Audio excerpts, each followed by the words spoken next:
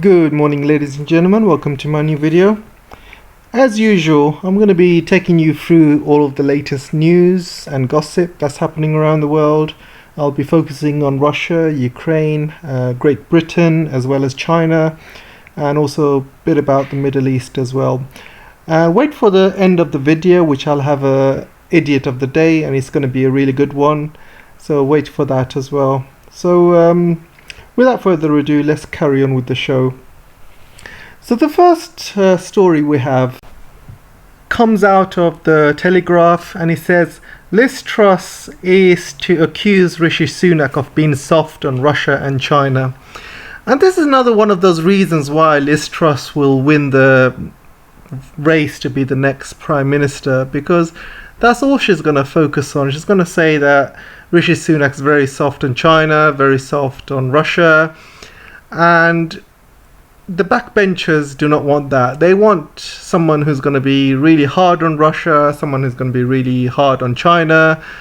The CIA, the MI5, the neocons, the US governments, Victoria Nuland, they would love Liz Truss. They would absolutely love her because she is a real hawkish young lady, and she is pushing for war with Russia. She wants to double down with Russia. She wants to double down on sanctions on China as well. So she's going to push all of this rhetoric, and she's going to be an absolute dream for the United States to be the next PM. They would absolutely love her. They probably love her already. She says all the right things. Unfortunately, she's going to be a disaster, absolute disaster for UK. She has got no plan whatsoever to get people off this issue with inflation, with the cost of living. She has absolutely no plan whatsoever. Her only plan is to double down on Russia and double down on China. And as you know, a lot of people in the parliament are very, very hawkish people. They hate Russia, they hate China, and you've seen what they've done with all of these wars over the years, with the Iraq war, Libya, Afghanistan. Everyone in the British government was hawkish in support of all of these wars.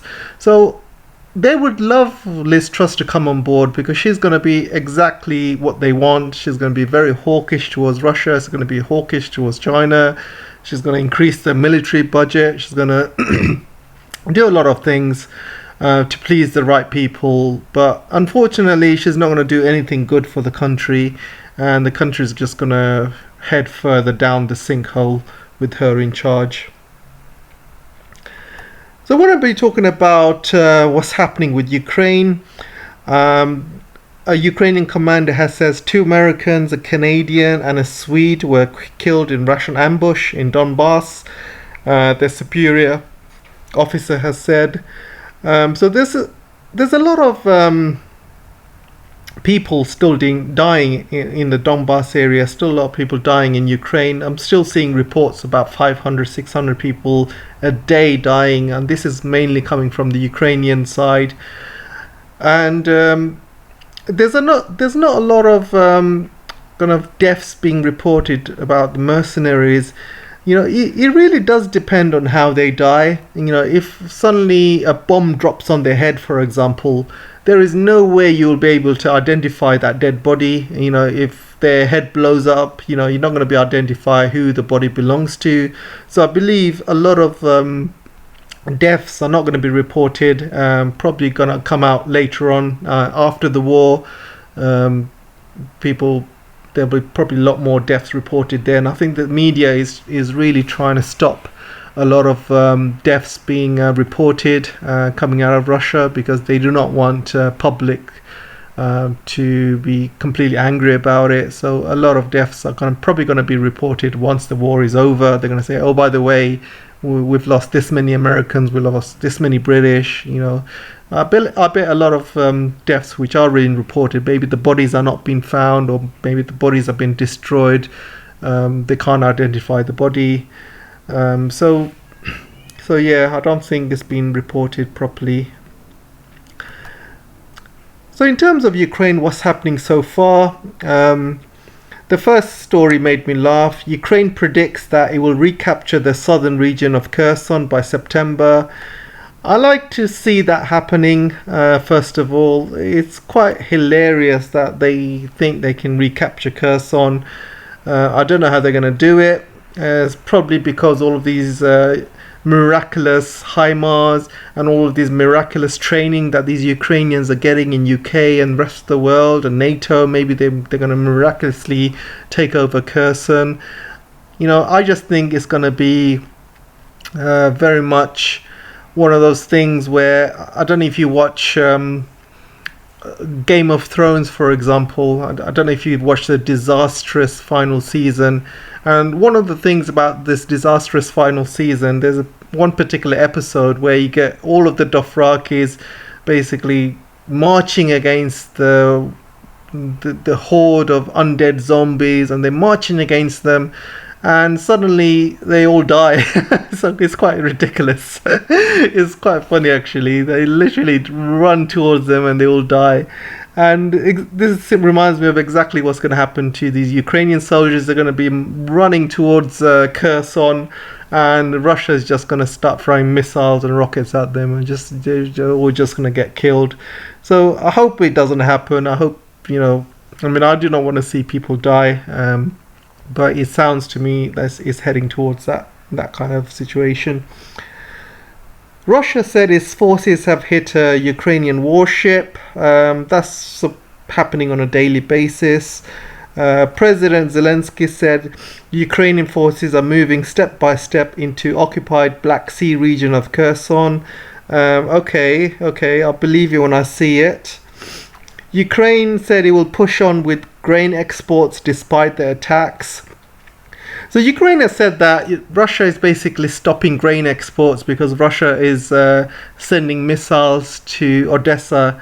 First of all, the war, there's no ceasefire in this war, and this war is basically, or when I say war, I should really say special military operation, so apologies for that. So this military operation is still ongoing. There has not been any ceasefire. This grain export has got nothing to do with the wider special military operation, and if Russia feels that there's something dodgy going on in Odessa and there's a military something military is happening, whether they're setting up some HIMARS or something like that, Russia will take them out. They're not going to stop. There's no ceasefire that's been agreed, so that's going to continue. So I don't know what the hell Ukraine is basically thinking of. What just because they want to send grain exports, they want Russia to stop all the activities. That's not going to happen. It's not going to happen, guys. So the Russian Foreign Minister Sergei Lavrov is in Cairo today with diplomatic talks with Egypt. And this is the difference between Russia and Lavrov and the rest of Europe. Lavrov is going around the world building up trade links, building up new relationships. He's building up relationships with Turkey the other day, Iran. They've recently announced a 40 billion deal to basically build a lot of Iran's gas fields and send them off to India. Lavrov is going around the world. Putin is basically making lots of relationships around the world. And what is the West doing? West is literally running around like headless chickens, thinking what sanctions to put on Russia next. That shows the difference of what the West is doing and what Russia is doing. Russia is going around the world forging links, forging trade links, forging investment links, and Europe is just running around panicking, thinking, how are we going to replace all of this Russian oil and gas, and how are we going to keep our industries open during winter? How are we going to keep our citizens warm during winter, telling our citizens to avoid having showers? It's absolutely ridiculous. It just shows difference between the way Russia is doing things and the way the West is doing things. So I want to also just touch on this story about Scott Ritter written his article on RT saying Britain's military decline exposes NATO's collapse and credibility and capability. I got to agree with Scott Ritter here. Britain has not had a good military now for years, and its military budget has pretty much stayed constant throughout the years. And the only thing difference is inflation. So obviously, as inflation has been rising over the years, they have to pay obviously the military more money, more wages. It costs more to create equipment, build equipment. It costs more for research and development. So if their military budget pretty much stays constant and all of these other costs are increasing, that means Britain's military has been declining over the years. And if you look at the numbers of active military personnel, it's going down and down, further down, and it's come to a point now where they're really, really struggling to hire new military people, and new kids. And kids nowadays, they don't want to join the military. I mean, maybe they did back in 80s or 90s, but nowadays kids, when they come out of school, they're really, really woke, and they want to become YouTubers. They don't want to go to Iraq and start killing innocent civilians. They don't want to go to Afghanistan and spend 10 years there, 20 years there. Times have changed now, and kids nowadays, especially British kids, every young kid I meet, they all want to be YouTubers, or they look up to people in Love Island, so they want to go on reality TV. They want to be a YouTuber. They want to be a Instagrammer. Things are different now. No kid nowadays wants to stand up and say, "Oh, I want to fight for the army. I want to die fighting for Britain." No kid will say things like that. So times are changing. Britain's military, in terms of its equipment and in terms of its technology, is rapidly moving down compared to the rest of the world. I'm comparing things like China, for example. China is building new aircraft carriers, 5th generation fighter jets, and all of these new technologies coming out of China who have AI integrated with most of their stuff, drones. And Britain is really, really falling behind. Unfortunately, things are looking really bad, and now they are giving away most of the equipment to Ukraine, and they just don't have the money to replace it. I just don't know how they can replace all of that equipment. They just don't have the money. They just don't have the cash, and especially with the economic situation right now, I just don't know how they can replace all of that stuff. So yeah, Scott Ritter is right. Britain's military is declining, and it's really, really bad at the moment. So I also want to kind of touch into this article, "Let the People Pay, How the EU Leaders Make the Citizens Suffer from the Fallout from the Failed Russian Policy." It's actually quite funny to see that this is happening to the EU and the West, because over the years, the West and the EU have been placing sanctions to countries such as Iran, Venezuela, Cuba. Many countries over the years, they've been placing sanctions, and they have been destroying people's lives, killing people. I mean, sanctions is a really dangerous weapon. Basically, it kills people. It kills people's lives because people don't have access to medicine. Increases inflation in that country. So people can't afford basic things like food, and sanctions really, really hurt the people rather than the actual government itself. So now, for a change, the Europeans are actually feeling the hit of what sanctions actually feel like. And obviously it's not as bad as the sanctions they've placed on Iran or Cuba, Venezuela. It's nowhere near as bad. But I think the citizens in EU are actually feeling like what it really is to be placed under sanctions.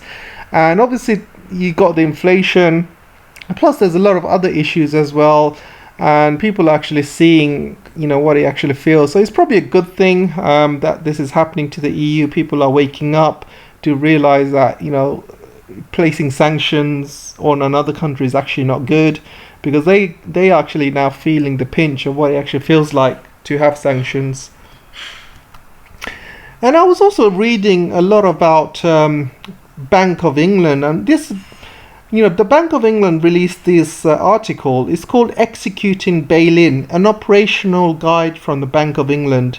So I was reading this document, and it's a very lengthy document, and I spent kind of days analyzing it, because I wanted to kind of see it for myself. I wanted to kind of hear it from myself. And I was also looking at a lot of other experts who have analyzed this as well. And we have all come to the same conclusion that the Bank of England is pretty much can take your money away if you have any savings. In the event of a real disastrous economic situation like 2008, but obviously we are heading towards recession, we are heading for a major crash. In an event of a major crash, the government or the Bank of England will execute their bail-ins, which means if I read somewhere that if a British person has savings of over £85,000, they will take away your savings. It seems like the middle class are going to be affected the most, because if you're rich, you do not keep money in England. You know, if you're a millionaire, if you're a billionaire, your money does not stay in England. Your money is basically hidden away in some offshore bank account, is somewhere in a different country. It's safe from the British sanctions, safe from the British government. So basically, if you're a middle class, your money is the one that's going to be affected. So the middle class are going to be affected. The millionaires and billionaires are going to get away with it because they don't have money saved in British banks. They're clever. The middle class who have savings, the old people who have savings, old people who have savings from pensions and things like that, people who have sold properties are keeping their money aside for another property or to build for building works. It seems like they're going to be affected the most, and it's quite scary, to be honest. It's very, very scary.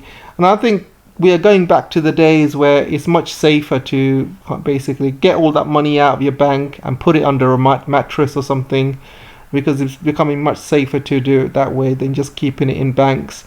Other people have told me that crypto is a way, but I just do not trust crypto. I mean, I'm old school, to be honest, and I keep hearing stories about crypto accounts being hacked, people losing their money on crypto, so I just do not trust crypto. I think the feds or the government or the FBI have already got into the crypto market, and I think they've already can access the crypto market, so I just don't think it's safe in crypto either.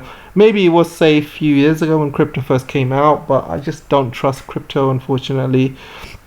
So the safest way is to basically take your money out and put it in countries where they're not having economic issues, places, you know, it might be controversial, but I would probably say Russia or China are probably more safer to have your money there than it is in the West. You know, I know it sounds controversial, but you just got to look at, you know, the financial situation in Russia and financial situation in China is much better, much better than the West. So the EU announces plan for Russian gas substitute. So the bloc is now saying they're going to boost LNG imports from Nigeria. So let me just say one thing. This is all LNG imports. So they're going to get LNG imports from Qatar, from America. Now they're getting it from Nigeria. And LNG is very, very expensive. You know, it is still not a substitute for cheap Russian gas. The Russian gas that comes through the pipelines from Nord Stream 1, which is 40% capacity at the moment, you know, that is cheap compared to LNG, and I'm talking very, very cheap. You know, LNG is probably around 10 times more expensive than, you know, gas coming in from pipeline. That's how expensive it is. So they are obviously looking at going along the LNG methods. And not only that, they have to build a lot more tankers to carry all of these LNGs. They need all of these LNG ports, and they need to be able to transfer it. They need to convert it. You know, there's a lot of infrastructure work that needs to be done if you're going to use LNG imports, and the infrastructure is not there. It'll take about 10 years, they're saying, that to build all of that infrastructure. So I just don't know what the hell the EU is playing at. They think this is a substitute for Russian gas. It's not a substitute.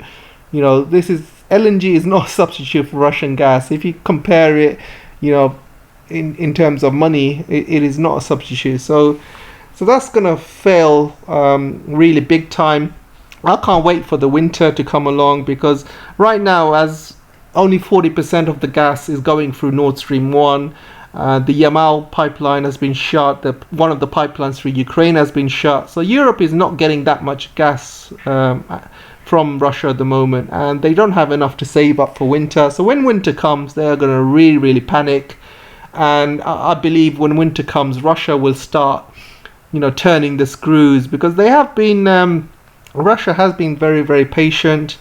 They have not really retaliated with sanctions against EU yet. I believe they still have a lot of cards to play, and once winter comes, I think Russia will start playing those cards and they will start turning on the screws tighter against the EU. So there's a lot of pain still coming towards the EU once winter comes. So I found this article really funny. Turkey's Russia stance irritates Biden. Oh my god, I just can't stop laughing at this article. Obviously Biden's sitting in his White House and he's getting irritated by Turkey's stance. So obviously there was a picture a few days ago about Turkey basically shaking hands with Putin, shaking hands with Iran. So obviously Biden doesn't really like that. So he's in his White House and he's thinking, bloody hell, all of these sanctions against Russia has not worked, and Turkey is a really big country who is also part of NATO, and these guys are shaking hands with my enemy Putin, and as well as Iran as well. It's crazy. So I can imagine Biden actually sitting in his White House not being pleased at all by this news. So I'm coming up to the Chinese section now, and one piece of good news for the Chinese yuan lands major success against the euro. The Chinese currency outperformed the euro by volume of trading, but comes in second after the US dollar. So the US dollar is still top, obviously. It's going to take a bit of time for the US dollar to fall. As you know, the world is taking steps to get away from using the US dollar. You can forget about the euro, because the euro is pretty much in parity with the dollar now, and it's falling really majorly because euro has been hit severely with these sanctions against Russia, and it's going to keep going down because the euro's industry is going to be going down over the next few years. So you can forget about the euro. So obviously the next two major currencies in the world is going to be the dollar and the Chinese yuan as well. So the Chinese yuan is rising because for many reasons. They are starting to do trade with a lot of countries in yuan. For example, they're trading with Russia, Russian gas and Russian oil. They are trading with Saudi Arabia with the yuan as well. I'm not sure if that started yet. But also the Belt and Road scheme. So obviously 150 countries have signed on to the Belt and Road scheme. So a lot of the goods coming in and out of China are being dealt with in Chinese yuan as well. And a lot of the transit fees that are coming through Central Asia are dealt with Chinese yuan. And, basically a lot more people around the world are trading with Chinese yuan as well. And don't forget, China is the factory of the world, so they produce goods for the rest of the world, and they take the heavy hit when it comes to pollution. So they obviously are the biggest polluters in the world, but that's only because they are the biggest factories in the world. They are basically the factory of the world, so they are producing goods and taking up a lot of the hit when it comes to pollution. But China is obviously working towards becoming less and less polluted. They have a huge renewable sector, and that is growing every single month. They are building hundreds of nuclear reactors as well. They got a huge amount of power coming in from hydro. So China is working towards getting out of using coal, and I think every year they use less and less coal. They will be starting to use more gas as well. There's more gas pipelines coming in from Russia. So China is making huge inroads, moving away from coal and stuff. So So yeah, it's a bit of good news. Chinese currency is starting to go up, and it's going to keep going up. And you will see the U.S. hegemony going down because more and more countries are moving away from the U.S. dollar. And I'm talking major countries like China, India as well, Russia, most of Southeast Asia. The BRICS countries are going to be moving away from the dollar as well. So it's not really good news for the dollar or the euro, but it looks like very good news for the Chinese yuan. So it's going to take a bit of time, probably about another 5 to 10 years before they completely take over. But we'll see. Obviously, anything can happen over the next few years. So Pelosi's Taiwan visit could be breaking point for US-China relations, which is right. I mean, look, Chinese-US relations were pretty much fine before the Obama years, and they used to get on really well. And the US had no issues with China at the time. Obviously, they were dealing with other issues around the world like terrorism. But there was a huge war on terror. They were attacking Iraq, Afghanistan, so they didn't really have time to kind of deal much with China. They didn't really see China as an enemy. China was growing. They still thought China was a poor country, so they didn't really see China as a threat at the time. Then Trump, actually all started with Obama's pivot to Asia, and then Trump took it to the next level. He realized that China has grown really powerful, and he started putting all of these trade sanctions against China. He started the coronavirus thing happened, and he started calling it a Wuhan virus, and it just escalated from there. And Biden obviously came in, and he's doubled down on every single China policy, including trade policies and every single thing. So obviously this relationship has got progressively worse over the years, and each year it gets worse and worse.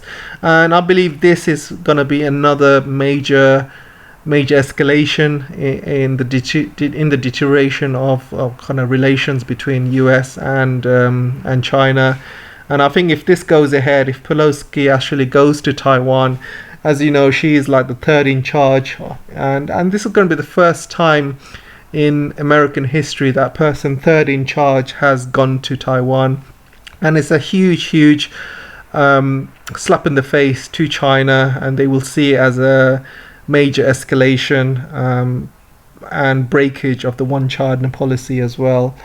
Back in the day when Nixon went to China to basically get the Chinese on board against the Soviet Union at the time, and China said, we will come on board with you, but we have one issue. You got to agree that Taiwan is a part of China. You got to sign this one China policy agreement. And the Americans at the time said, yeah, no problem. And Nixon said, yeah. And a few other presidents after Nixon said, yeah, one China policy.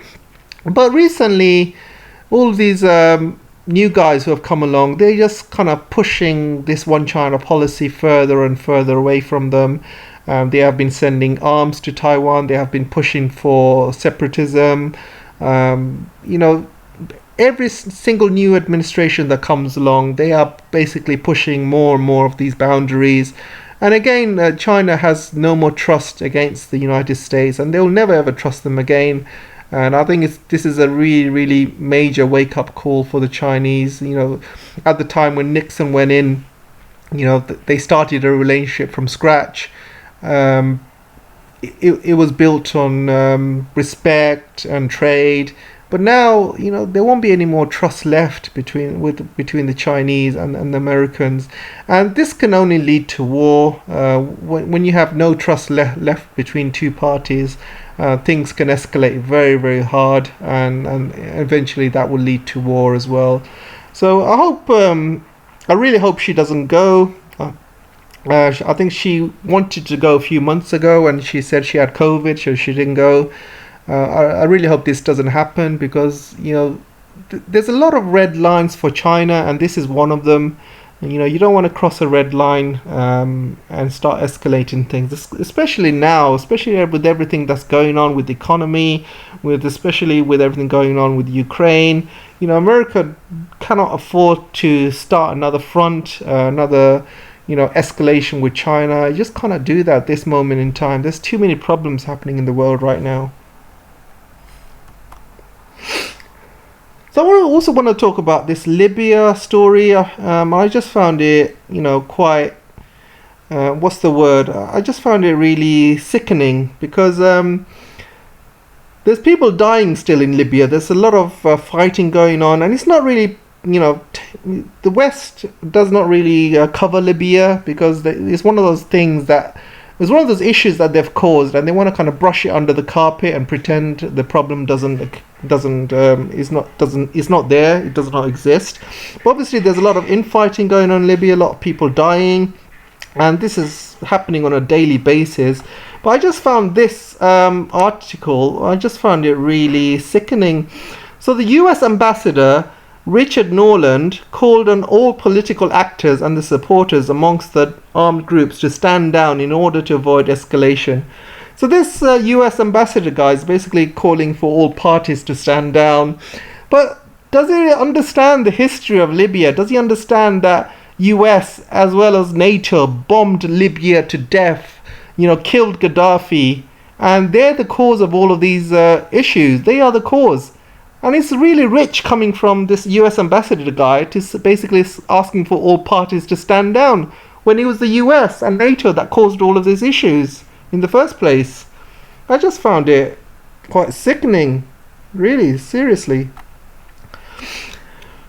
So another bit of good news for China, their domestic plane, the C919, is almost ready, and it's going to be basically fighting against Boeing and Airbus, and they have almost got a certification, and this certification is a Chinese certification, by the way, so this is not an international certification, so they'll be able to fly locally within China. And but the Chinese aviation market is huge, so C919, even if it just flies in China only, will still make a huge profit, will still make a lot of money. And this is despite loads of sanctions placed on this company. The US of A has put this company on the blacklist. They're not allowed any high-end manufacturing items. They're not allowed to sell them. A lot of American company suppliers have stopped selling a lot of the products to this company. So what they've done is basically said, all right, you know what, we're going to make our own. A couple of years ago, this plane was supposed to come out years ago. Then suddenly all of these sanctions, they placed all these sanctions against Chinese companies, and Comac was one of them, the company that makes the C919. And because of all these sanctions, they've not been able to buy all of these units they need for the plane. 70 or 80% of the plane had foreign equipment at the time, years ago. And that percentage has gone down a lot. But the reason they wanted to have a lot of these foreign equipment is because they wanted to be certified internationally. And one of the ways they can get it certified internationally, if they say, oh, this part is from Boeing, this part is from Airbus, this part is from company who supplies to Boeing, this part. So it's much easier to sell this airplane internationally. But they have realized that they are never ever going to be able to supply this aircraft internationally because of all of these sanctions, and because Boeing and Airbus they're going to say plain no. So they have finally bit the bullet, and they say, you know what, forget it, we'll just supply to our own country. We have a big enough aviation industry to supply our own, and a lot of these parts which they have been buying from abroad are now being replaced by Chinese only suppliers, and now it's gone from like 70-80% foreign parts to around 20 to 25%. So they've made huge changes to this plane, and it's going to eventually go to zero, because the Comac are recently building a huge aviation center in Shanghai, and they're pouring billions and billions into it. You know, a high-tech aviation center. That basically the whole purpose of that center is to build a domestic airline, domestically 100% Chinese, without any foreign parts. So that's what they're focusing on. But I think the main thing is to get themselves certified. They can start selling planes to local airlines, start flying, and I think over the next few years you will see less and less foreign parts on these planes, and eventually they'll become self-sufficient. The same way they are self-sufficient with their space program, self-sufficient with their high-speed trains, self-sufficient with pretty much everything that the Chinese are doing right now. So right now there's still a lot of foreign parts in there. They are still susceptible to sanctions, but eventually you will see them becoming self-sufficient. But you will see them start making money now, because they can obviously sell it to airlines, and I believe there's huge amounts of orders for local airlines to buy them. There's hundreds and hundreds of orders. So I can see the company starting to make a lot of money, and I can see the company becoming more and more richer over the next few years and becoming more self-sufficient. So this story about Japan, they want to release radioactive water. So this is a strange one, really, because obviously everyone's heard of the Fukushima disaster that happened a few years ago, which was not really good news. But a lot of the water here is radioactive, and Japan is basically thinking of releasing all of that water in the Pacific. So the first country this is going to affect is Japan itself. Then it's going to obviously affect other nearby countries like South Korea, and it's also going to be affecting China mostly, because China's got a huge coast, as you know, huge coast. So it will be affecting China a lot. So China is obviously complaining.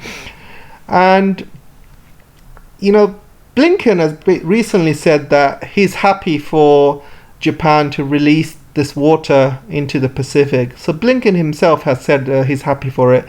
And one of these Chinese diplomats has said, why doesn't Blinken actually drink that water himself, then say that? You know, and I thought it was quite hilarious. That comment was, you know, made me laugh. And he's right. You know, why doesn't Blinken shower in it or drink it before? Because he doesn't care about all of these radioactive water along the waters of Japan, waters of China. He doesn't care if it kills hundreds of millions of Japanese or Chinese, Asians in general. He doesn't care about that, as long as it's away from American shores. You know, if he was so adamant on Japan releasing this water and it's not going to cause any harm, so then why doesn't Japan release it near American shores and see what Blinken says then, and see what Biden says then? You know, let's get Japan release it there. I just think this is wrong for Japan to do this. I think they need to really seriously think about the effect that this is going to cause environmentally, and I just don't think it's the right thing to do, to be honest. So, as you know, China and Russia have got hypersonic missiles, and it's really funny watching all of these arms companies basically spending billions and billions trying to find a way around hypersonic missiles, and they are spending billions on research right now, just trying to find a way to basically, because right now, you know, America does not have the same aura or the same kind of defense that they had during the Cold War. Because during the Cold War, you know, even with the heights of the Cold War, you knew that America basically could bomb Russia, and America could still be able to block a lot of these Russian missiles, because you seemed that America had a lot of technological advantage over Russia, plus also they had more money to invest in research. And back then, during the Cold War times, you would think that, yeah, America would be able to bomb Russia more. There'll be more nuclear weapons hitting Russia than nuclear weapons hitting America, and Russia would probably be destroyed back then. When I say Russia, I mean the Soviet Union back then. And things are different now. You know, if America starts a nuclear war with Russia or China, they cannot stop these hypersonic missiles from hitting American shores, and I think that's really, really scaring the American public and the American leaders. So this is why Biden has basically ordered a lot of the arms companies to basically find a way around these hypersonic missiles and get American advantage again when it comes to nuclear missiles. And this is why America will not have the guts to fire any nuclear missiles at China, at Russia, because they know they're not in any advantage at the moment. Right now, advantages with Russia and advantages with China, and this is why they're not going to get involved with Ukraine, and and it'll be really, really stupid to get involved with China during the in a Taiwanese Strait as well.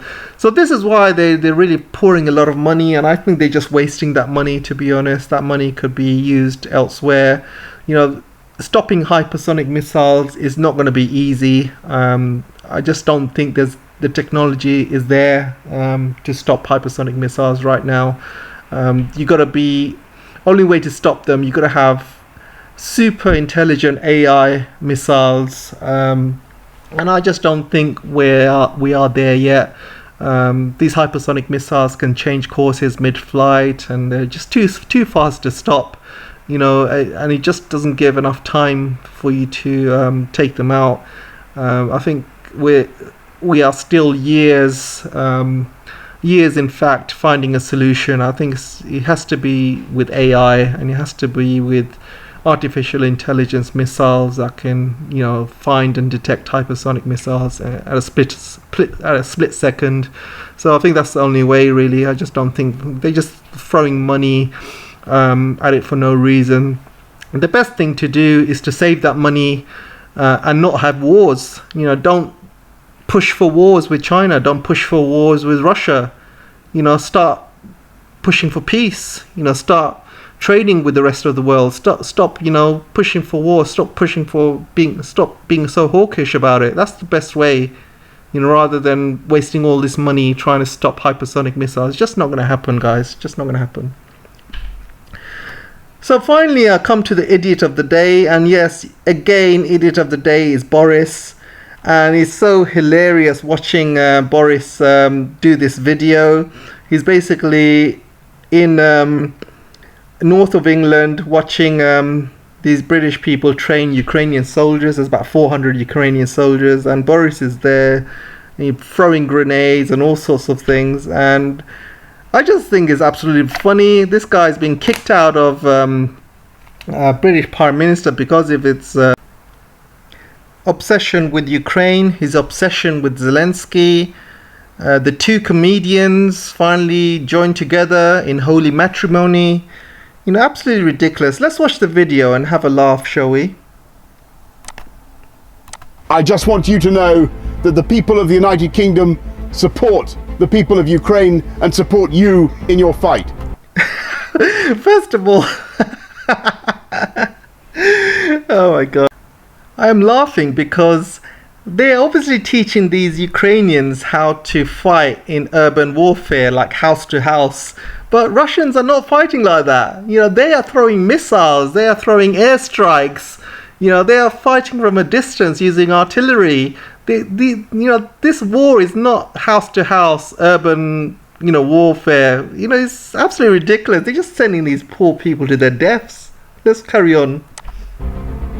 And I am absolutely convinced. I mean, look at this. They've been trained to go from house to house. Our Russian soldiers are going to be sitting around a house smoking a cigar, waiting for these guys to come in. No way! This is not how the Russians are fighting, and they are teaching them how to go from house to house, fighting urban warfare. It's absolutely ridiculous. Hilarious at the same time. That you can win and that you will win. You can win and you will win. He's talking the same sort of crap he did all throughout his prime ministry leadership. Thank you very much. Dziękuję and Slava Ukraini. It's obviously like Ukrainian propaganda as well as British propaganda. He's got his head up Zelensky's backside so far that he's forgot he's even British. He feels like he's a Ukrainian now. He's a glorified Ukrainian.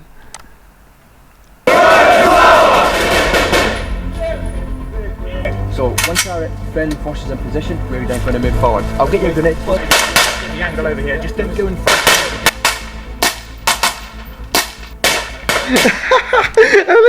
Look at Boris's face when he's throwing the grenade. He's got so much concentration on there. Look, he thinks he's throwing the grenade like a bowling ball. I mean, obviously it comes from his cricketing days, but you can see how he throws the bowling ball and how he throws the grenades. Absolutely hilarious. Watch this.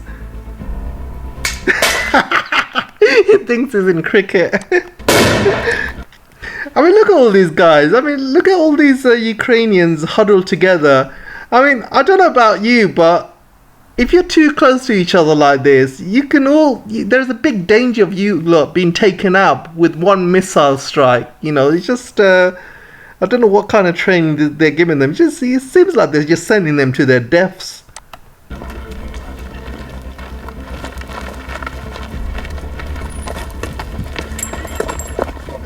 Now is preach.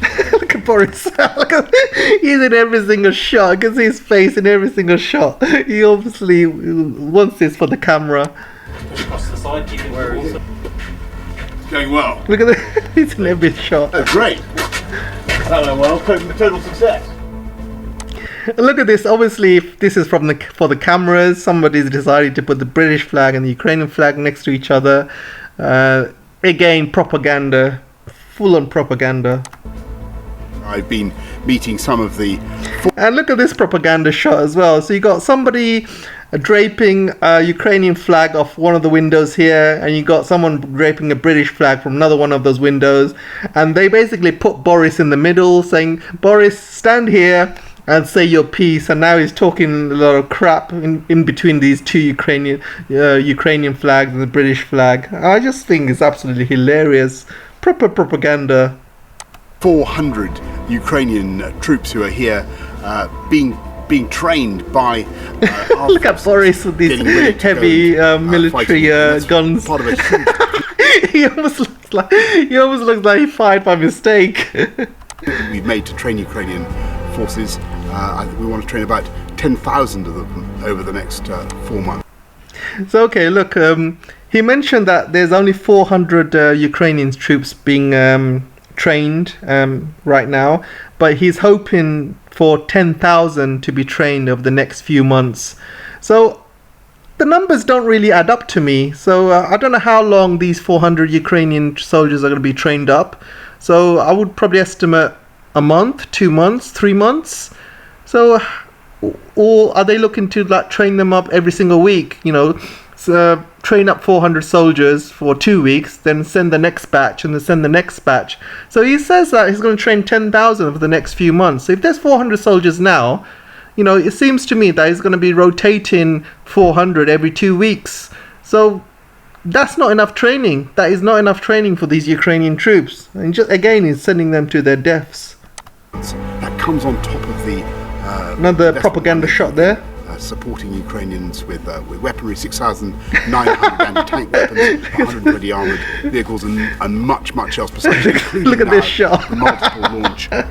Boris with a bazooka. Americans, Germans, and others we're providing really are starting to make a difference. We hope to the course of that war, starting to push back Putin's evil attack on. So imagine whoever's done the video obviously has taken this picture, and I think this picture comes from Buka or something like that, way back in the beginning of the war, when they tried to say that, you know, this was some sort of genocide or something like that. But yeah, they decided to put this image into it. It's obviously all propaganda. So I just found this absolutely hilarious. And even the comments, I don't know if you guys actually been on Boris's Twitter, and the comments are absolutely hilarious. People are saying basically, you know, how Boris has sold himself out to the Ukrainians. He's doing all this for Ukraine, not doing nothing for British. And people are even saying, long live the Queen, and ask her to return what she has taken belongs to Africa. Not one good comment, by the way. Everyone's just laughing at Boris. Everyone's just ridicule him. I just found this one quite funny.